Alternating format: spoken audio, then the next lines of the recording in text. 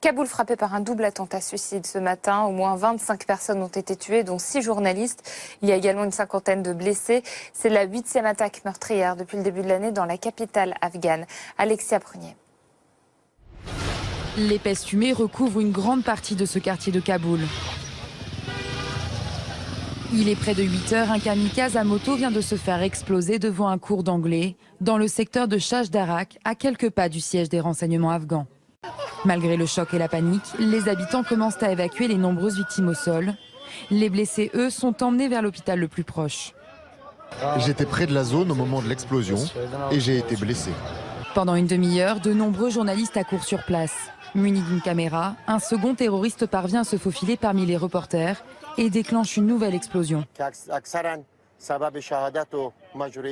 À la suite de la première explosion, un certain nombre de nos journalistes et d'autres personnes qui étaient des passants ou des résidents proches se sont rassemblés sur les lieux et ont été tués ou blessés.